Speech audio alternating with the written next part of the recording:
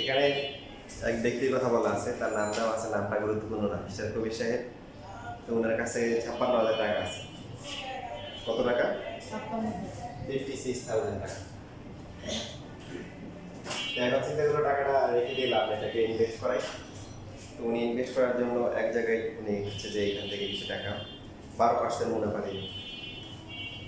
পুরোটা না, মানে উনি হচ্ছে যে এই টাকাটা কিছু অংশ 12% মুনাফায় খরচ করছে। 12% মুনাফা মানে কি বলে? 100 টাকার জন্য 1 বছর পরে অতিরিক্ত 12 টাকা দেওয়া হবে। 100 টাকা তো আছেই, আর অতিরিক্ত 12 টাকা দেওয়া হবে, যেটাকে আমরা বলতেছি মুনাফা। এটা আসলে সুদ। এটা কি? সুদ। ইন্টারেস্ট। অনেকে খুব সুন্দর করে বলে ইন্টারেস্ট, মুনাফা বলে, সুদ বলে না। সুদ তো সুদই। যাই হোক, এখন ম্যাথ করার জন্য আমাদের পড়া কি এটা জানা দরকার আছে, কারণ যারা সুদ খায় ওরা কিভাবে সুদ, এটা জানা দরকার আছে না? আছে। 56,000 টাকার মধ্যে কিছু টাকা, কত টাকা? 40,000 হতে পারে, 50,000 হতে পারে, 30,000 হতে পারে। এর মধ্যে কিছু টাকা 12% মুনাফায়, আর অবশিষ্ট যেটা আছে সেই টাকাটা হচ্ছে কত? 10%, 10% মুনাফা বিনিয়োগ করছে। করার পরে উনি 1 বছর পর, কত বছর পরে? 1 বছর পরে এখানে কিছু মুনাফা পাইছে, এখানে কিছু পাইছে, দুইটা মিলে হচ্ছে কত পাইছে? 6,400 টাকা পাইছে। এখন প্রশ্ন হচ্ছে তাহলে উনি 12% মুনাফায় কত টাকা বিনিয়োগ করছে? বিনিয়োগটা বের করতে বলছে। কথা ক্লিয়ার?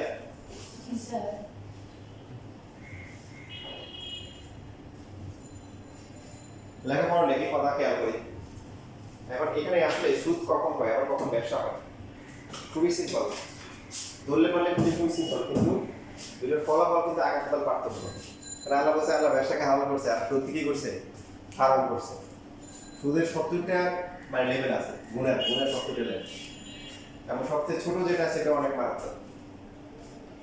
তো সেই জন্য আমরা যদি ভবিষ্যতে টাকা পয়সা ইনভেস্ট করি, ইনকাম করতে চাই, একটু বিধান আছে। বিধান হচ্ছে কি, সুদ কেনা হয় মূলধনের উপর যদি কোনো পার্সেন্ট কাউন্ট করা হয় তখন সুদ হয়। কিসের উপরে? মূলধনের উপরে। এই যে এখানে সুদটা দেয়, এরকম দেয় না, 100 টাকার 1 বছরের মুনাফা হচ্ছে 12 টাকা, 1 টাকার 1 বছরের কত? 10,000 কত? তাহলে এই মুনাফাটা কিসের উপর চলে আসছে?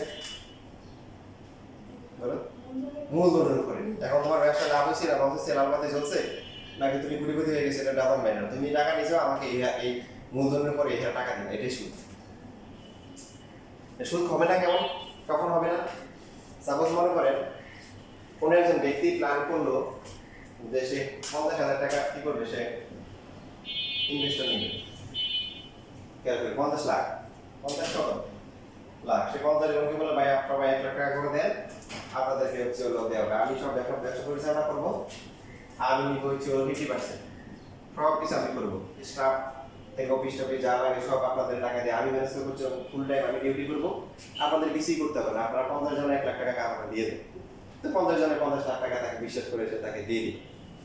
দেওয়ার পরে বললো যে লাভ যা হবে, যে লাভের উপর যা হবে তার 50% আমার, আর বাকি 50% আপনারা যদি হয় হচ্ছে 50 জন, ওটা ভাগ করে দিন। কথা বুঝতেছি? তাহলে সুদ হবে লাভ, মানে পার্সেন্টটা যদি মানে প্রফিটের উপর যায়, কিছু করে তাহলে আর সমস্যা নেই। মানে এখানে সমস্যা কোন জায়গায়? এখানে চলে গেছে মূলধনের উপরে। মনে করেন এই 56,000 টাকা না, মনে করেন একটা উদাহরণ দিই, যে 1 লাখ টাকা আপনি কাউকে দিলেন 10%, তাহলে বছর শেষে আপনি পাবেন কত? প্রতি 100তে পাবেন কত? 10 টাকা করে। তাহলে 1 লাখ টাকা 10,000 টাকা হবে, কি পাবেন? এখন মনে করেন 1 বছর পরে সে হচ্ছে 1 টাকা লাভ করতে পারবে না, 1 লাখ টাকা একটা খরচ মিলে সেখানে 1 লাখে আছে, তাহলে সে কিন্তু আপনাকে 10,000 টাকা দিতে বাধ্য না? এটাই সুদ হয়ে গেছে। ঠিক আছে, সুদ।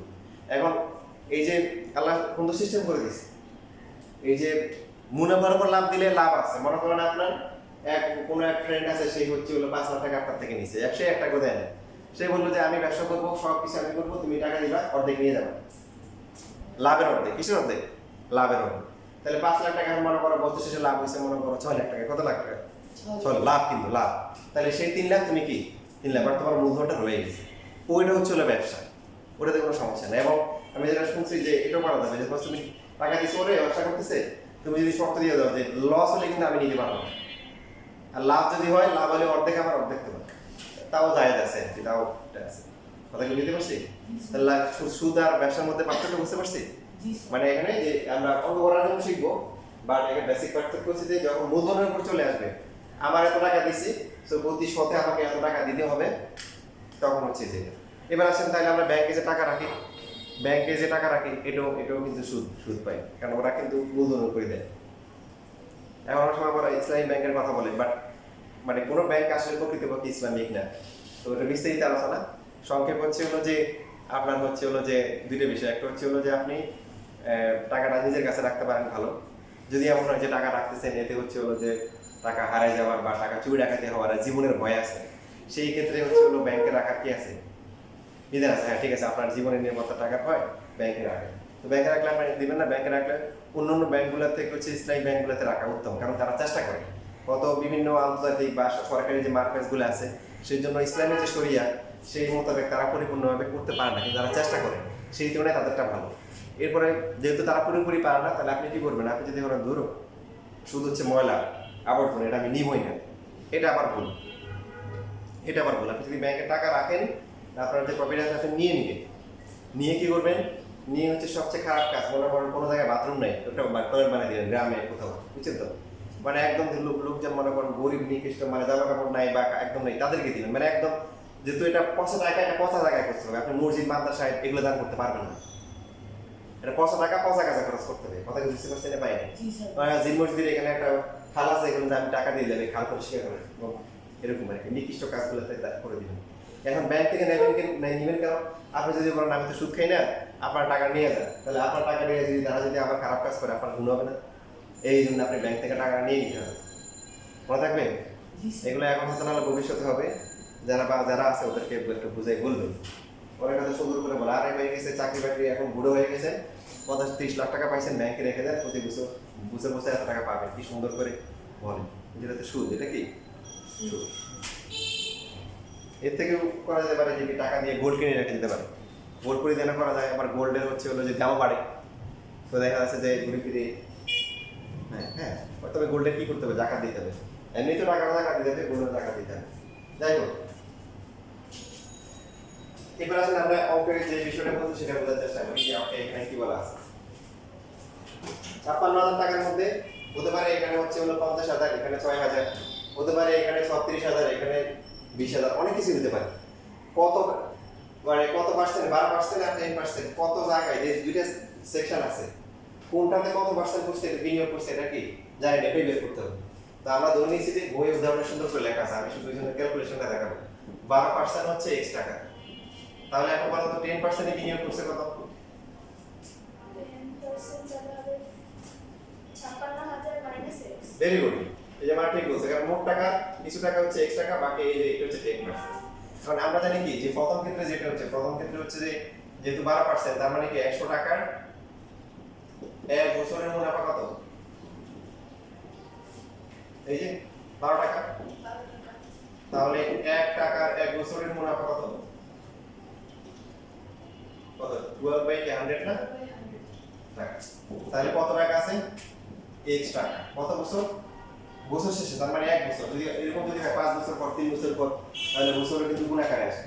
এখানে বছর শেষে বলছে, মানে এক বছর শেষে কত হবে? 12 into x divided by কি 100 টাকা। তাহলে এখানে আমরা 4 দিয়ে কাটাকাটি করতে পারি, এটা 3x হবে ডিভাইড বাই 25 হবে টাকা। এবার দ্বিতীয় ক্ষেত্রে যেখানে বাকি টাকা ইনভেস্ট করা হচ্ছে, সেখানে রেট কেমন? সেখানে হচ্ছে 100 টাকা এক বছরের মুনাফা কত? 10 টাকা।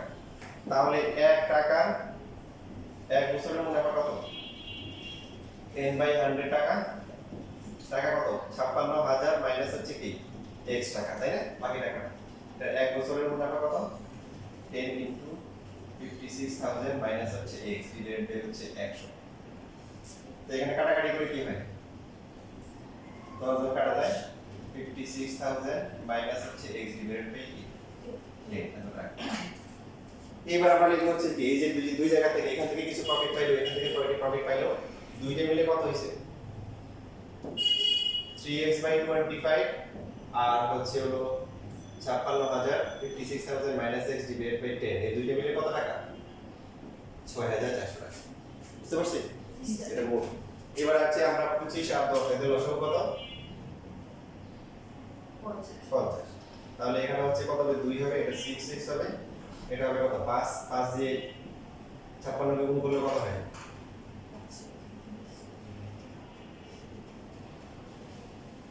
মাইনাস হচ্ছে 5x ইকুয়াল টু 6400।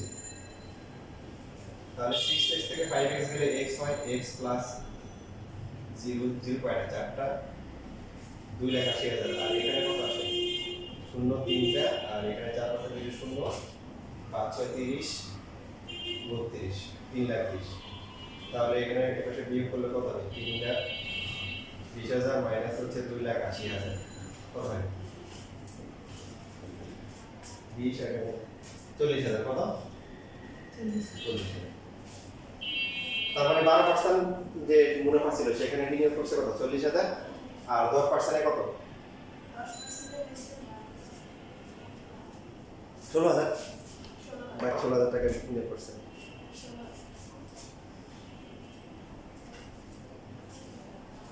এবার দেখ।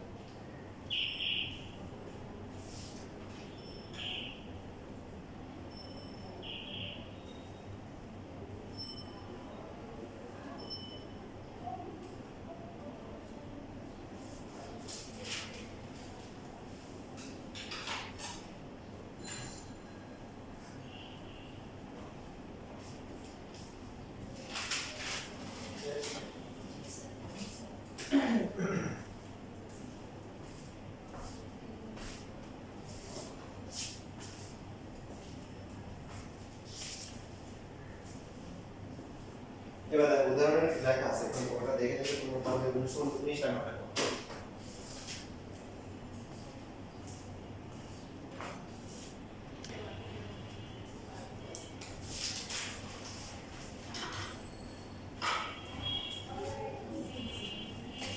দেখো এখানে 23 নাম্বার কি বলা আছে?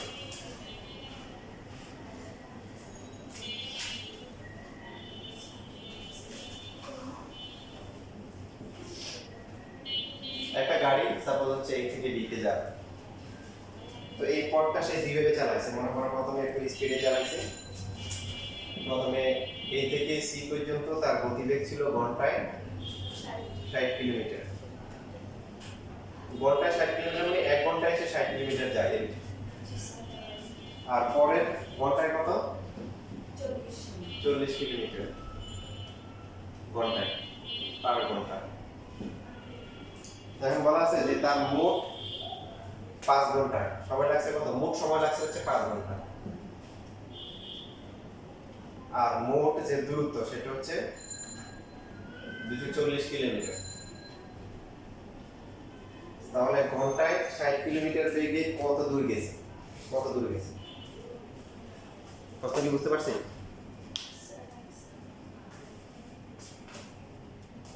প্রথমে ছিল ঘন্টায় 60 কিলোমিটার বেগ, পরে বেগ হচ্ছে কত? ঘন্টায় 40 কিলোমিটার। মোট সময় দেওয়া আছে, মোট কি দেওয়া আছে? দূরত্ব দেওয়া আছে। তা আমরা ধরলাম যে এই যে প্রথম যে অংশটা আছে যে ঘন্টায় 60 কিলোমিটার বেগে x কিলোমিটার পথ অতিক্রম করে।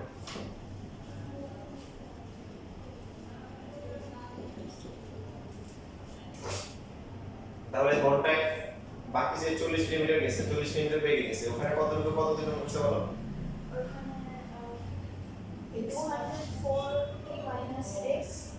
হ্যাঁ, ভেরি গুড। মোট দূরত্ব হচ্ছে 240 কিলোমিটার। এটা যদি x হয়, বাকি এটা কত হবে? 240 minus x, 240 minus x kilometre.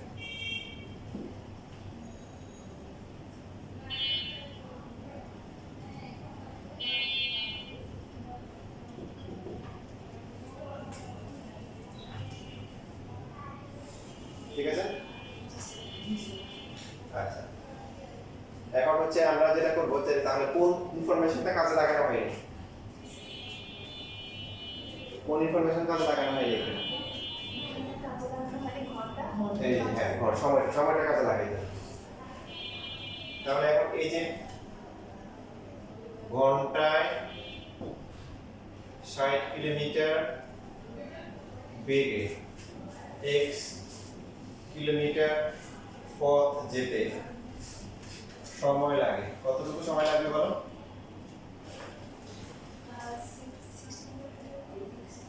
ঘন্টায় 60 কিলোমিটার বেগে x কিলোমিটার পথ যেতে সময় লাগে কত? তোমরা কি জানো বেগ মানে হচ্ছে কি দূরত্ব বাই সময়, জানো এটা? তাহলে সময় কত হবে? দেখো সময়টা হবে দূরত্ব ডিভাইড বাই কি? বেগ। তাহলে এই দূরত্ব হচ্ছে কত? x আর বেগ হচ্ছে কত? 60। অথবা দেখো আরো বেশি আলোচনা করি। দেখো আমাদের সময় বের করতে হবে, মানে 60 কিলোমিটার যায় সে কয় ঘন্টায়? 1 ঘন্টা না? ঘন্টায় 60 কিলোমিটার মানে কি 60 কিলোমিটার যায় 1 ঘন্টা। তাহলে 1 কিলোমিটার যাবে কত? 1/60। তাহলে x কিলোমিটার যাবে কত? x divide by 60। এভাবে আসছে। তাহলে আমরা এটা মনে রাখবো যে সময় মানে হচ্ছে s বাই b, দূরত্ব বাই বেগ। তো দূরত্ব হচ্ছে x কিলোমিটার গেছে আর বেগ হচ্ছে কত? ঘন্টায় 60 সময় লাগবে। তাহলে এখানে একক কি হবে? ঘন্টা হবে। যেহেতু দূরত্ব হচ্ছে কিলোমিটার, বেগ হচ্ছে ঘন্টায় 60 কিলোমিটার, তাহলে এটা সময়টা ঘন্টা হবে। একইভাবে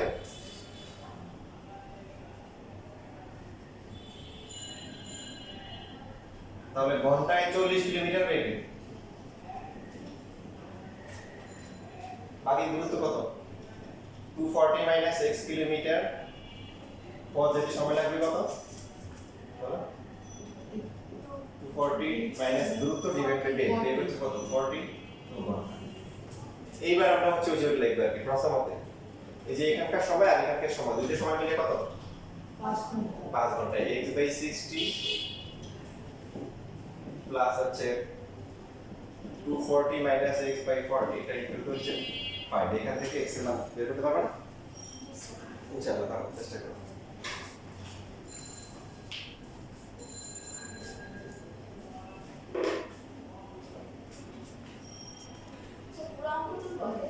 হ্যাঁ পুরোটা লিখে লাস্টে ক্যালকুলেশন করে x এর মানটা বের করুন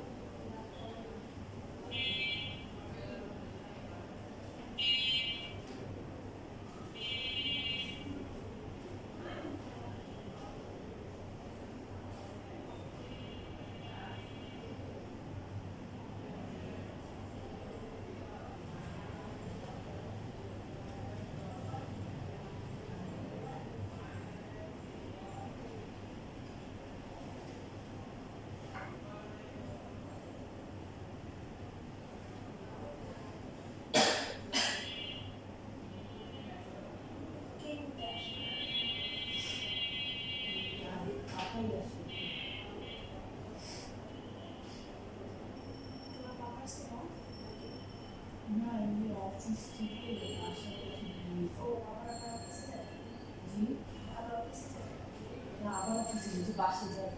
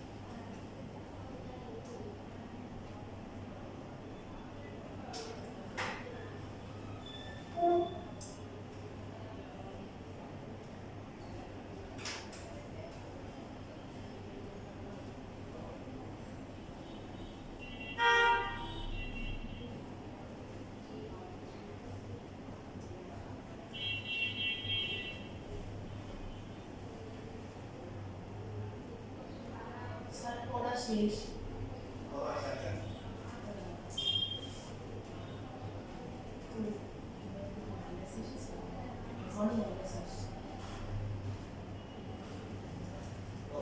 স্যার মাইনাসে এসেছে মাইনাস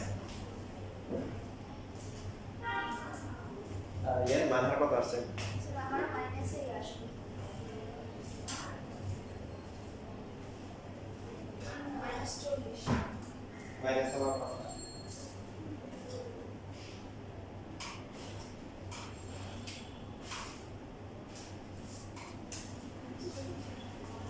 চল্লিশ আর 60 আর 40 লসাগু কত? 120 120। তাহলে 120 যদি হয় এখানে হবে কত? 2x হবে আর এখানে হবে কত? 3 দিয়ে গুণ করলে মাইনাস হচ্ছে 3x = 5। তো 2x থেকে 3x গেলে কত? -x + 720 আর এখানে 5 মানে কত? 600। তাহলে -x = 600 - 720 -x = কত আসে? -120। তো এই মাইনাস 5 দিলে কত হয়? 120। মাইনাস 100 স্যার আমি 6 দিয়েছিলাম 2000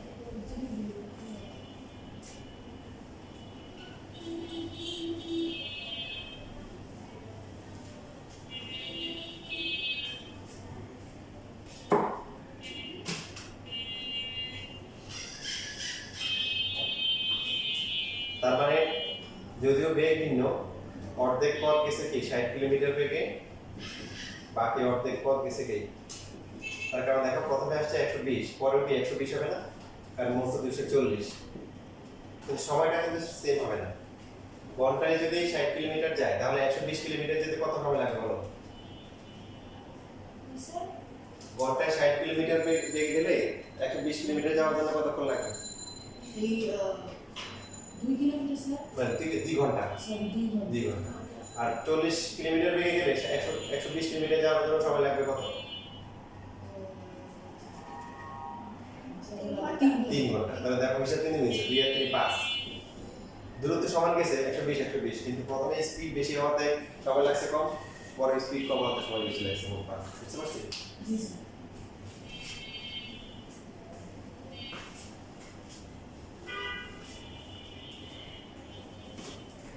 আচ্ছা এরপরে দেখো এখানে হচ্ছে 24 নাম্বার একটা ম্যাথ আছে, দেখতে পাইছো? জি স্যার তো এখানে হচ্ছে হলো 24 নাম্বার হচ্ছে ঢাকা নিউ মার্কেট, আর নিউ মার্কেট থেকে কি গাবতলী। কেমন আছে না? ঢাকা নিউ মার্কেট থেকে গাবতলীর দূরত্ব কত? 12 কিলোমিটার। তো এখানে সজল নিউ মার্কেট থেকে রিস্কায় ঘন্টায় 6 কিলোমিটার বেগে এবং কাজল এক স্থান থেকে পকেটে টাকা না থাকায় হেঁটে রওনা দিছে। যদি এখানে লেখা নেই আর কি, আমি বললাম ঘন্টায় 4 কিলোমিটার বেগে গাবতলের দিকে রওনা দিছে। দুইজন যাচ্ছে, একজন রিস্কায় যাচ্ছে আর একজন কি হেঁটে যাচ্ছে। একটা করতে পারে দুজন রিস্কায় একই রিস্কায় চলে যেতে হবে, তাই না? তাহলে যাবে না, আর অঙ্ক করা লাগতে হবে। তো এখন অঙ্ক করা লাগবে এই জন্য ভাগ করে দিচ্ছে। একটা হচ্ছে হলো কি রিস্কায়, তাহলে কে আগে যাবে? রিস্কায়। সজল গাবতলী পৌঁছে আগে আগে পৌঁছাবে কে? সজল। কেন? সে রিস্কায় যাচ্ছে, পাশাপাশি রিস্কায় কি প্রতি ঘন্টায় যাচ্ছে 6 কিলোমিটার, আর হেঁটে যাচ্ছে কত? ঘন্টায় কত? 4 কিলোমিটার। তাহলে তো রিস্কায় আগে যাবে, এই জন্য সজল আগে পৌঁছায় গেছে। পৌঁছানোর পরে সেখানে আবার 30 মিনিট কি বিশ্রাম নিচ্ছে। মনে করো 30 মিনিট সে গাবতলী গিয়ে মনে করো গরু দেখছে, ঠিক আছে? দেখে 30 মিনিট গরু দেখে আবার সে নিউ মার্কেটের দিকে একই বেগে রওনা দিচ্ছে, আবার রিক্সা করে রওনা দিচ্ছে। তারা নিউ মার্কেট থেকে কত দূরে মিলিতে হবে? শেখার জন্য করো, সব ম্যাথ আর পরীক্ষায় আসে না। প্রথমে তাহলে আমরা দেখি সজলের ব্যাপারটা দেখি। সজল যে এই যে গাবতলীতে গেল, নিউ মার্কেট থেকে গেল, তাহলে তার সময় লাগবে কত বলো? সবাই যদি বলছিলাম যে দূরত্ব বাই কত? দূরত্ব বাই সময় স্যার সময় হচ্ছে দূরত্ব বাই বেগ। বেগ। তাহলে এই যে সজল যাচ্ছে দূরত্ব তো 12 কিলোমিটার, আর তার বেগ কত ছিল? কত? 6। তার মানে 2 ঘন্টা লাগছে। সিম্পল হিসাব 12 কিলোমিটার সে হচ্ছে হলো রিক্সা করে প্রতি ঘন্টা যায় কত 6 কিলোমিটার এই হিসাবে তার 2 ঘন্টায় সে গাবতলী পৌঁছে গেছে রাইট জি স্যার এখন আর বাকি যার পরের জন্য নাম কি বলছে কাজল কাজল কিন্তু এই 3 ঘন্টা 3 ঘন্টা লাগবে বাট সে কিন্তু আসে নাই আমরা ওই অবস্থা চিন্তা করতেছি আচ্ছা এই 2 ঘন্টায় সে কতটুকু আসছে 1 ঘন্টায় যদি হচ্ছে হলো সে অতিক্রম করে কত দূরত্ব বলো তার বেগ আছে তো সে হাঁটার স্পিড কত ঘন্টায় কত 4 কিলোমিটার খেয়াল করো ও রিস্কে নিয়ে আগে চলে গেছে ও এখন পিছিয়ে আছে ও যে 2 ঘন্টা গেছে পাশাপাশি যে 2 ঘন্টা না আর সময় হবে এই যে আর 30 মিনিট বিশ্রাম নিছে না সহজল ওখানে তো পৌঁছাই কি 2 ঘন্টা লাগছে বাকি আরো 30 মিনিট সে কি বিশ্রাম নিছে ওই মিস্টার কাজল কিন্তু হাঁটতেই আছে তার কোনো রেস্ট নাই তাহলে কাজল সাহেব হাঁটছে কতটুকু 2.5 ঘন্টা আপনারা কি আমার কথা বুঝতেছেন আচ্ছা দুজন ব্যক্তি সজল আর কাজল 2 ঘন্টা পরে সজল কোথায় আছে স্যার কোথায় আছে গাবতলীতে গাবতলীতে তার প্রতি 1 ঘন্টায় সেই যে আমরা সময় বের করলাম তো গাবতলী আসার জন্য সময় 2 ঘন্টা সেই তার স্পিড হচ্ছে কত ঘন্টায় 6 কিলোমিটার তাহলে অবশ্যই 2 ঘন্টায় কতটুকু আসবে 12 আসার পরে সে গাবতলী চলে আসছে এখন চিন্তা করলে যে কাজল তো আসতে পারে না কাজল কি 2 ঘন্টায় কি 12 কিলোমিটার আসতে পারবে সে 2 ঘন্টায় আসছে কত 4 দুগুণে 8 কিলোমিটার আর 4 কিলোমিটার পিছনে রয়ে গেছে কথা বুঝতেছি সেই জন্য চিন্তা করলে যেহেতু আসে নাই আমি একটু রেস্ট নিই কতক্ষণ রেস্ট নিছে 30 মিনিট তাহলে 2 ঘন্টা আর 30 মিনিট কাজল কিন্তু হাঁটতেই আছে তাহলে কাজল কতটুকু আসছে 2.5 ঘন্টা মানে 2 ঘন্টা 30 মিনিট আমার কথা বুঝে নাই সে কিন্তু এখনো পৌঁছতে পারে নাই খেয়াল করো সজল এখান থেকে এখানে আসলো লাগছে কত 2 ঘন্টা কাজলের কি অবস্থা সে ওই 2 ঘন্টায় আসছে 8 কিলোমিটার কত কিলোমিটার 8 কিলোমিটার আসতেছে আরো 4 কিলোমিটার রয়ে গেছে তো ও যে 30 মিনিট বসে রেস্ট নিছে ও কি করতেছে বসে রেস্ট নিছে না ও তো আসতেছে তাহলে ও 2 ঘন্টা আরো 30 মিনিট ধরে হাঁটছে তাও বুঝতে পারবে না তাহলে দূরত্ব কত হবে 2 ঘন্টা আর ওই 30 মিনিটকে আবার 60 দিয়ে ভাগ করে আবার কি ঘন্টায় নিয়ে গেলাম 1 ঘন্টা যায় কত 4 বুঝছিস এটা জি স্যার 2 প্লাস 1 বাই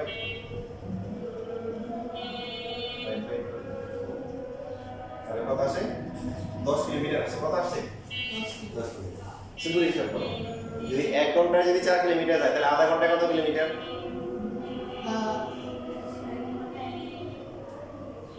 1 ঘন্টা 4 কিলোমিটার যায় সে তাহলে আধা ঘন্টায় কতটুকু যাবে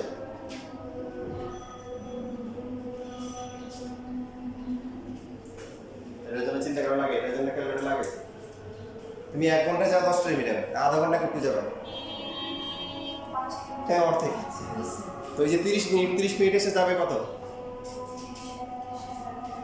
2 কিলোমিটার তার স্পিড তো 4 হাঁটার স্পিড আর ওই 2 ঘন্টায় আসছে কত 8 আর 2 কত 10 বুঝছি এটা কাজলের হিসাব তাহলে একটু লেখা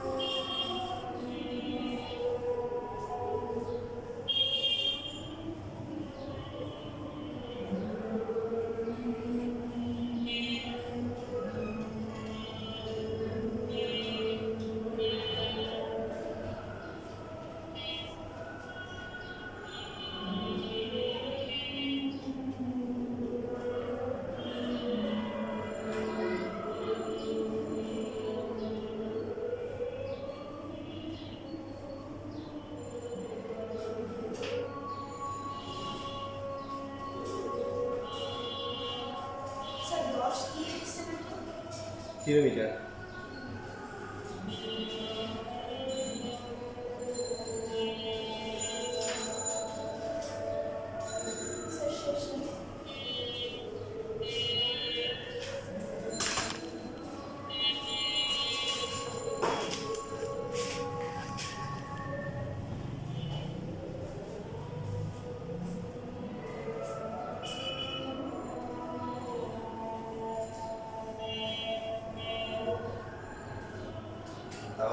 এটাকে যদি একটু জুম করে বড় করি, নিউ মার্কেট এটা হচ্ছে গাজল।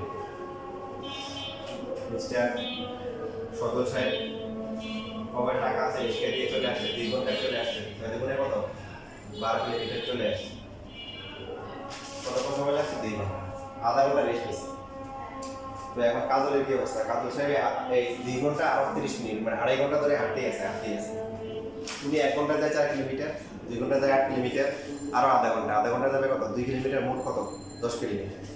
তাহলে সে আসছে কতটুকু? 10 কিলোমিটার পর্যন্ত চলে আসছে।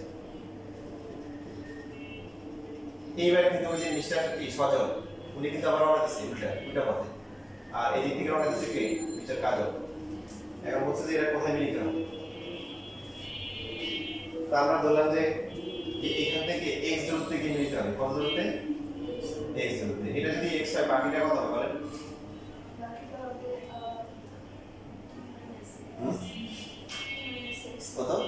12 এই এটা পুরোটা 12, সে 12 10 কিলোমিটার চলে আসছে, আর আছে কত? আছে রুট 2। হ্যাঁ 2 মাইনাস বাকি 2 কিলোমিটার আছে না? আর 2 কিলোমিটার রাস্তা আছে। এখন এই দুই মুখোমুখি হবে, কারণ ও তো এখনো পৌঁছতে পারে না, ও ব্যাক করতেছে। এটা হবে x আর এটা হবে কত? 2 মাইনাস x। এই দুইজনের জন্য কি সমান হবে? এখন দুইজনের জন্য কি সমান হবে? সময়টা সমান হবে। খেয়াল করো, এই আড়াই ঘন্টা পরে এখন ও আসলে হাঁটে আসতেছে, রিস্কে আসতেছে, বা দুজন তো সময় তো সমান, টাইম যখন নিতে হবে টাইম। তাহলে এই যে কাজল সাহেবের জন্য সময় লাগবে কতটুকু? সময় মানে হচ্ছে দূরত্ব কত? x আর বেগ কত? কাজল সাহেবের বেগ কত? 4। আর সদর সাহেব ব্যাক করতেছে, ওনার সময় কতটুকু লাগবে? দূরত্ব ডিভাইড বাই বেগ কত? একই বেগে ফিরে আসছে বলছে 6। তো এই যে আসতেছে দুজনের জন্য কি পয়েন্টে আসবে, সময় তো দুজনের জন্য সমান। ও যত সময় ধরে হাঁটলো ও তত সময় কি রিক্সা করে চলে আসবে। তাহলে x/4 ইকুয়াল টু হচ্ছে 2 মাইনাস x/6, আর গুণ করলে 6x ইকুয়াল টু হচ্ছে 8 মাইনাস কত? 4x। So 10x equal to কি 8, x এর ভ্যালু হচ্ছে কি 8/10। চাইলে আমরা দশমিকে নিতে পারি, 0.8 দশমিকে না নিলে হবে। প্রশ্ন আসলে এটা না, প্রশ্ন কিন্তু বলছে এখানে লাস্টে তারা নিউ মার্কেট থেকে কত দূরে মিলিত হবে। খেয়াল করুন, নিউ মার্কেট থেকে কত দূরে? তো নিউ মার্কেট থেকে অলরেডি কিন্তু দেখা গেছে 10 কিলোমিটার কি চলে আসছে না? বলেন 10 কিলোমিটার আসছে, আর x এর মান কত? 0.8। তাহলে নিউ মার্কেট থেকে কতটুকু দূরে হবে মিলিত হবে? বুঝছিস কথা? এই x টা কি নিউ মার্কেট থেকে হিসাব করা হয়েছে? না, এই x টা হিসাব করা হয়েছে 10 কিলোমিটার যাওয়ার পর থেকে। তাহলে নিউ মার্কেট থেকে তো অলরেডি 10 কিলোমিটার আসছে।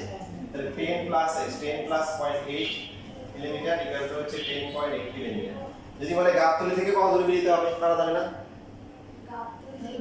ওই যে 12 থেকে মাইনাস করলে হবে 12, কারণ 2টা হচ্ছে 12 আর এখান থেকে হচ্ছে 10.8। অথবা সহজ হিসাব, এই যে 2 থেকে মাইনাস করলে হবে, কারণ এটুকু দূরত্ব কি গাবতলী থেকে না? এখান থেকে যে মিলিত হচ্ছে এটা কার থেকে দূরত্ব? তাহলে 2 থেকে x বিয়োগ করলে হবে। দেখেন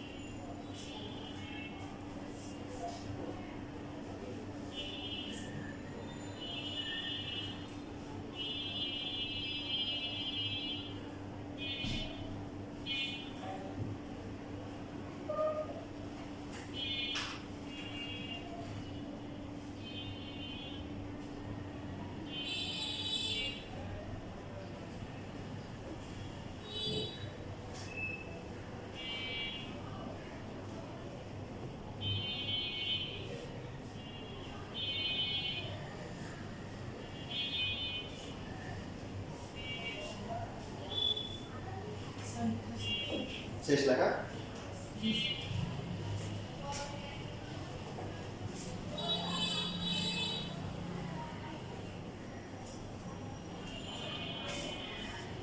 এরপর আসেন এখানে আর বাকি আছে তাহলে এই চ্যাপ্টারে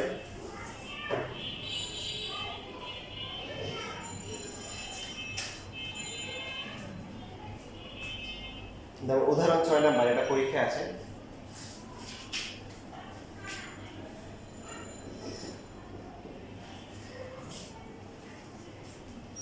যে আপনাদের এই যে আমাদের রুমের কথাই বলছি, এখানে একটি শ্রেণীর প্রতি বেঞ্চে 4 জন করে বসলে, 4 জন করে ছাত্র বসলে 3টি বেঞ্চ কি থাকে, খালি থাকে। আর প্রতি বেঞ্চে যদি কি হয়, প্রতি বেঞ্চে যদি 3 জন করে ছাত্র বসালে 6 জনকে দাঁড়ায় থাকতে হয়। ওই শ্রেণীর ছাত্র সংখ্যা কত? কোনটা ভালো?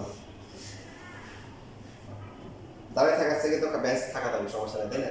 বেঞ্চ থাকা থাকলে কি বেঞ্চ মাইন্ড করবে? ছাত্রদেরকে দাঁড়ানো রাখবে, সমস্যা না। এখন ওই শ্রেণীর ছাত্র সংখ্যা কত?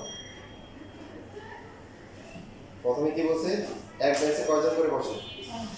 4 জন করে বসে। তো বড় বসার পর দেখানোর পর 3টে বেঞ্চ ফাঁকা পড়ে আছে, রাইট? পরে আবার বলছি যে প্রতি বেঞ্চে কয়জন করে বসে? 3 জন করে। এখন 3 জন করে বসেছে, দেখা যায় কি সব ফিল আপ হয়ে গেছে, আর 6 জন কি দাঁড়ায় আছে। ওই শ্রেণীর ছাত্র সংখ্যা কত? এটা দুইভাবে করা যায়। প্রথমে আমরা ধরে নিলাম যে ছাত্র সংখ্যা হচ্ছে হলো x। এখন দুইটা কন্ডিশন বলছি, প্রথম ক্ষেত্রে, তারপরে আমার দ্বিতীয় ক্ষেত্রে, দুইটা আলাদা আলাদা চিন্তা করতে হবে। যেটা গুরুত্বপূর্ণ বিষয়, দেখেন রুম আর মানে ছাত্র আর বেঞ্চ কেউ কিন্তু রুম থেকে যায় না, বাইরে যায় না, গেছে। প্রথমে 4 জন করে বসে গেছে, দেখা যায় বেঞ্চ ফাঁকা আছে। তাহলে রুম বেঞ্চ আগে যে কয়টা আছে ওই কয়টাই আছে। ছাত্র কি আগে যা আছে পরেও কি তাই আছে। পার্থক্য হচ্ছে পরে যখন 3 জন করে বসাইছে তখন 6 জন কি বুঝতে পারলে ওরা দাঁড়ায় আছে, মানে ওরা কি রুমের মধ্যে আছে। এই কনসেপ্টটা ক্লিয়ার থাকলে আমরা সহজে বুঝতে পারবো। এটা দুইভাবে করা যাবে। যদি আমরা ছাত্রের সংখ্যা ধরি তাহলে উভয় ক্ষেত্রে বেঞ্চের সংখ্যাটা হিসাব করব, আর যদি আমরা বেঞ্চের সংখ্যা ধরি তখন উভয় ক্ষেত্রে কি ছাত্র সংখ্যা হিসাব করব। যে কোনো একটা করলে হবে। এটা দেখেন আপনারা আগে আমার সাথে বলেন, মনে করেন এক বেঞ্চে 4 জন করে বসে, এক বেঞ্চে কয়জন? তাহলে 20 জন বসার জন্য কয়টা বেঞ্চ লাগবে? 5টা। 5 পিরিয়ড পাইছে, 20 কে 4 দিয়ে ভাগ করছে। তাহলে আপনি দেখেন প্রথম ক্ষেত্রে x জন আছে, কতজন? x জন। তাহলে বেঞ্চের সংখ্যা প্রতি বেঞ্চে কতজন করে বসছে বলেন?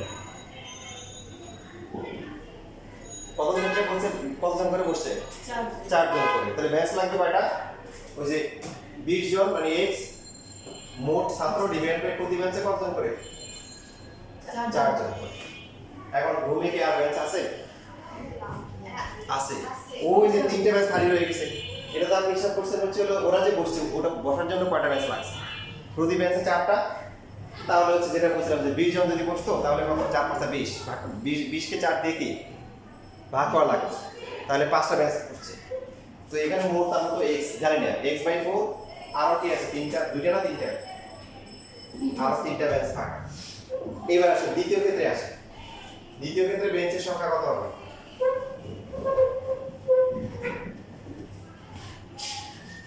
এখানে হচ্ছে স্টুডেন্ট আর এখানে হচ্ছে লোক। প্রতি বেঞ্চে কতজন করে বসে? কতজন করে বসছে? 3 জন। আর ছাত্র কত?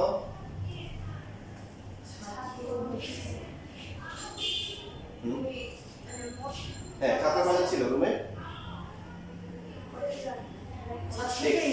তাহলে উপরে কত হবে? সবাই কি বুঝতে পারছে? x plus 6 সবাই কি বুঝতে পারছে? দেখেন ভালো করে দেখেন। x plus 6 প্লাস 6 হবে? হ্যাঁ মাইনাস হবে, মাইনাস। তাহলে ওই 6 জন বাদ যাবে।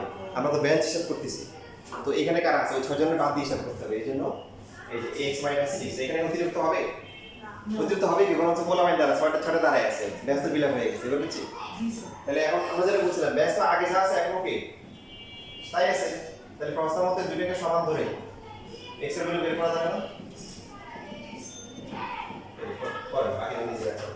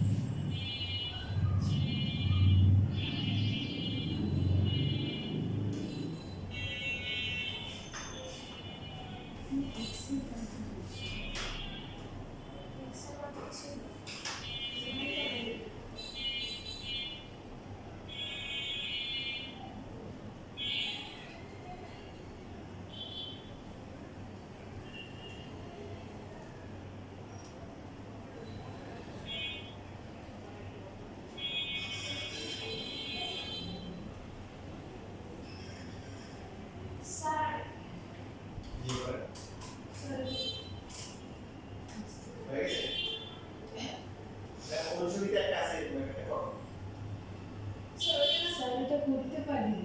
স্যার ওটা না কালকে করছিলাম অনুশীলনী যেটা না এরকম একটা আছে এরকমই যে বেঞ্চের কাউন্ট বেঞ্চে লাস্ট ক্লাসে করা হয়েছিল হ্যাঁ ওইটা লাস্ট ক্লাস করছি স্যার এইটা একটু কত অ্যান্সার এই যে এখানে রসম করলে কত হবে 4 এখানে হবে কত x প্লাস কত 12 আর এখানে x মাইনাস 6 ডিভাইড বাই কি 3 তাহলে আর আইডি গুণ করো গুণ করলে কত হবে 3x একেবারে আগে 36 আর এখানে আছে কত 4x মাইনাস আছে কত 24 তাহলে 3x minus 4x equal to হচ্ছে মাইনাস 24 মাইনাস 36 তো লাস্ট ক্লাসে ব্যাচের মতো করা হয়েছে না জি স্যার তাহলে এটা যোগ করে কত আসে কত আছে?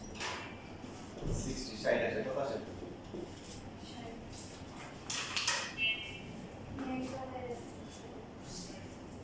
আচ্ছা অঙ্কের পর যে করা হয়েছে দুই অঙ্ক বিশিষ্ট কোন সংখ্যা এগুলো মনে বাড়তেছে না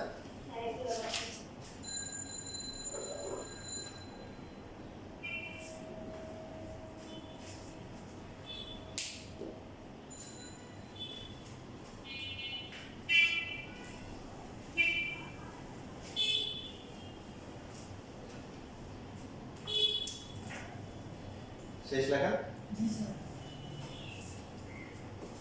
এখন কি করব যে আমরা যদি হচ্ছে যখন কোনো অজানা রাশি গুণাকার লিখি x, y x, y x into y x into y এই তিনটার মধ্যে কোনো পার্থক্য আছে নো স্যার। বাট আমরা যখন লিখব হচ্ছে 3 into 6 3 into 6 ঠিক আছে তারপর লিখলাম হচ্ছে হলো 3 2 3 6 এখন এই তিনটার মধ্যে পার্থক্য আছে জি স্যার। জি স্যার হ্যাঁ। এটা হচ্ছে কত 18 এটা 18 বাট এটা কিন্তু কি এটা পাশাপাশি এটা কিন্তু 36 তো এই জন্য যে আমরা সংখ্যা লেখার সময় কিন্তু সাবধান থাকতে হবে পাশাপাশি দুটো অঙ্ক হলে কিন্তু গুণাকার হয় না অজানা রাশি গুণাকার থাকে যেমন আমরা দিলাম হচ্ছে 72 এখানে একক স্থানীয় অঙ্ক কোনটা কত জি স্যার। একক স্থানীয় অঙ্ক কত এখানে দুই 2 আর দশক স্থানীয় হচ্ছে কত 7 7 এর দশক স্থানীয় এখন এই যে অঙ্ক আছে পৃথিবীতে অঙ্ক কয়টা আছে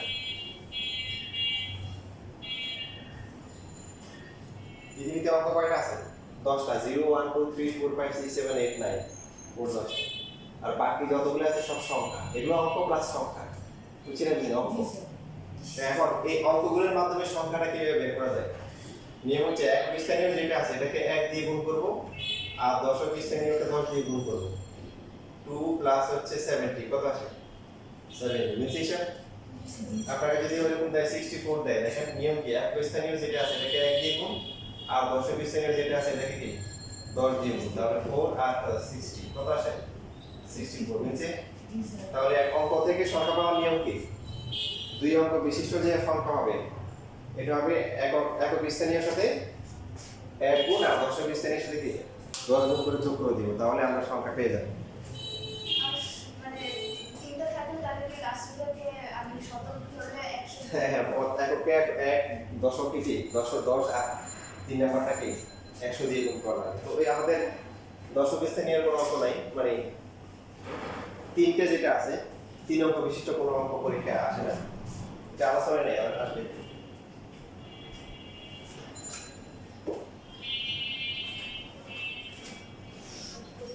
যেমন এখানে 18 নাম্বার বলা আছে দুই অঙ্ক বিশিষ্ট একটি সংখ্যার দশক স্থানীয় অঙ্ক একক স্থানীয় অঙ্কের দ্বিগুণ কোনটাকে ধরবো তাহলে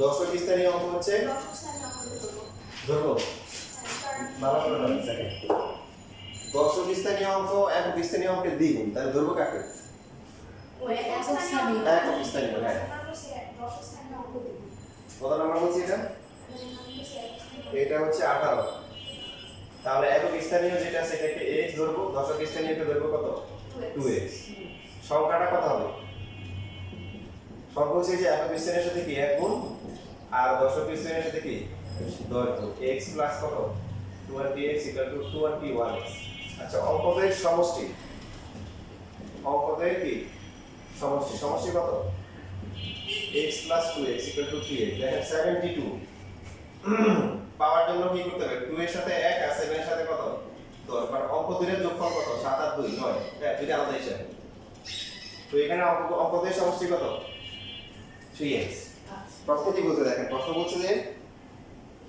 দেখাও যে সংখ্যাটি অঙ্ক দুইয়ের সমষ্টি 7 গুণ এই জন্য সমষ্টি আমরা আলাদা করে বের করে নিয়েছি দেখাও যে কি বলছে সংখ্যাটি এই যে সংখ্যাটা কত আসছে